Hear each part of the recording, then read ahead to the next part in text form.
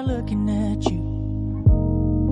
You're a picture in a frame. All right, so we're going to start off by sectioning the mannequin. Sectioning is a really important part of haircutting because it plans out exactly what you're going to do. With this particular haircut, what I'm going to do is section it right at the parting on the left-hand side. Then I'm going to section it straight down the division line, which is the high point of the head, down to directly behind the ear. And then I'm going to take a little square out of the temple area. That's going to play a key role in the haircut later on when we cut it dry. So I braid off what I want to be disconnected. Sometimes I like to separate the way that I section off hair. So I'll use clips on things that I'm going to cut wet, and then I'll braid things I'm going to leave for later. Sometimes I change the color of the clip. It just keeps you more organized throughout the haircut. So this sectioning is basically two small squares in the temple area. Then I have the bigger rectangle for the heavy side of the haircut, and then I have a smaller square for the weak side of the haircut. Now the scissor I'm choosing to use today is the Scorum Ruzel Mizutani scissor. It's a special edition scissor that we just became available on freesaloneducation.com. It's a 6-inch scissor. It talked about the benefits that I really love about the scissor. Now you can watch it in action as we cut through this haircut. It's just super powerful. It was one of my favorite things about the scissor. You could really feel the quality, feel the power as you cut through the hair. So now I comb everything to the side. I part directly down center back, and then I take diagonal forward sections to start my cut. I'm going parallel with the head shape. So what I'm trying to do is collapse the head shape and create a nice soft feel to the back of the haircut. We'll build up the weight when we get more towards the crown area. So right now I'm still elevating the hair pretty high in this portion of the haircut, even though I'm up on the crown, because I want to bring that weight up much higher than I would normally do on a bob. That's why this is more of a short haircut, not so much of a bob, but some people might still consider this a bob length. So we're working our way down the head shape, just smoothing that out. This could be for a guest that says, you know what, it's a little too heavy down at the bottom. Maybe they weren't looking for that. They want a little bit more stacked up. So this would be a great haircut for that. So see still how high I'm lifting my fingers. I really want to remove a lot of weight from this haircut and get a nice smooth feel to the back. And I'm tucking my fingers in, so as I move down the head shape, my finger angle will shift more towards the head. So right now I'm parallel coming off of the head shape, and then as I work my way down the head shape, you can see how my finger angle shifts. Also, the way I hold the scissor shifts because it makes me more comfortable. So I take my thumb out of the scissor the normal way, and I put it in the back direction of the scissor just to create a more comfortable feel for the scissor. If you use a swivel scissor, you wouldn't have to do this. You don't have to do this in regular hair cutting either. It just seems to be more comfortable for me as I work down certain sections.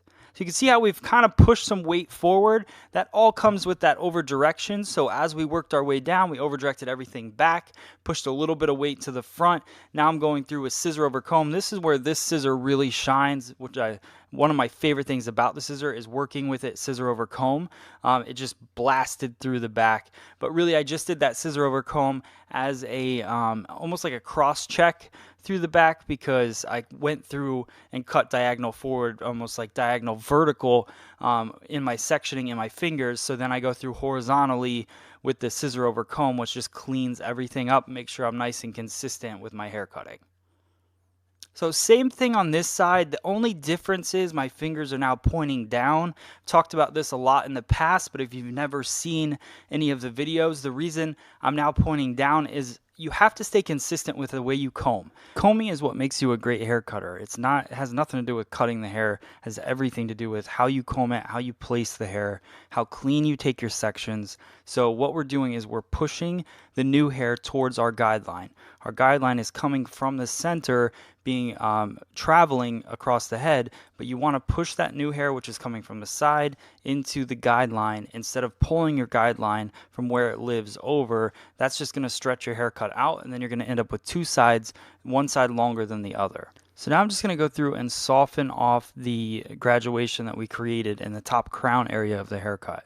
So I went through with a little bit of high elevation just to round off that corner a bit, and then I go through and just a little point cutting to soften right at the low crown area horizontally, just to soften the shape. And we'll go through, scissor over comb. Then what I'm going to do is blow dry the entire back section, the back half of the haircut, because I want to see how it's laying.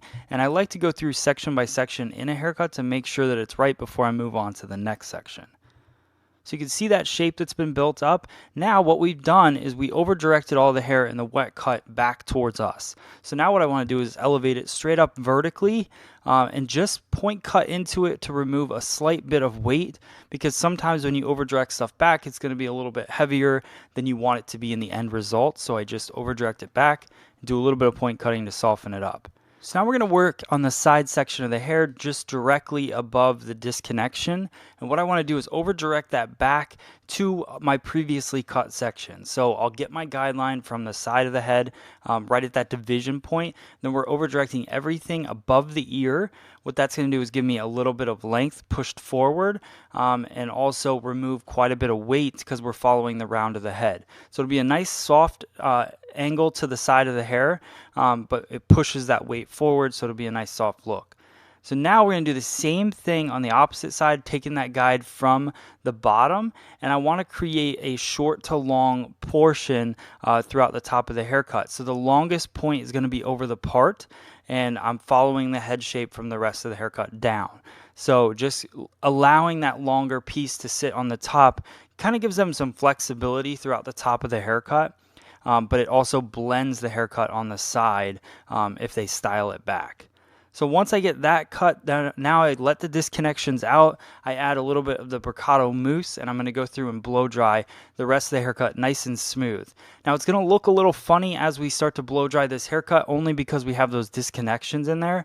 But trust me, we're going to cut into those disconnections so it won't look like you have those long pieces hanging down. The great thing about leaving the disconnections in the haircut is that now we can go in and customize them to fit the haircut that we're looking for. So you can start to see that shape that happens on top and how it kind of collapses right before the disconnection, and then the disconnection gets nice and thick. So that's what we're going to do, is go into that with a razor and cut into it so that we can soften it, connect it to the haircut, and give it a nice cool flow to it. So we'll go through with our VibraStraight iron just to get it nice and polished, and then we're going to use our carving comb razor. This is a really cool tool we have on freesaloneducation.com. It's $34.95. It's a great price to add to your kit, and it cuts dry hair really well, but it also cuts wet hair really well. So we're going through with our 100% carved side of the carving comb and just pinching the hair and sliding the razor through to create our lines. So we want this to be nice and broken, nice and soft. So it's a heavy stroke with the razor, which will create some kind of light, airy pieces through there. And then I just pinch and cut. So you can see how it just breaks it up. I like the pieciness of that haircut. I like the shattered look. That's the whole purpose of the razor. If I wanted more of a blunt look, I would go in with a scissor. And then I can even go through with our bang area and just soften that a little bit.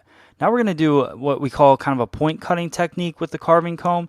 The cool thing about the carving comb is it cuts on both sides. So it's got a 100% cut side and a 50% cut side. So we just go through, lift up the hair. You can slide the carving comb across your fingers, and it point cuts and takes out a ton of density throughout the haircut, and you get that kind of textured piecey look really easily, which is pretty cool. Now we're going to go into our Bricato Carve. It's a texture cream, and I'm going to use that to style. And what I like to do is run that through my hands for just about 30 seconds just to get it starts to firm up in my hands, and then as I go into the haircut, it styles it a lot more. It doesn't give it a wet look to the haircut. So you can see all that texture that pops out using those disconnections, using the texture techniques, cutting those shorter layers, and that is our end result. Hope you guys like it. Let me know.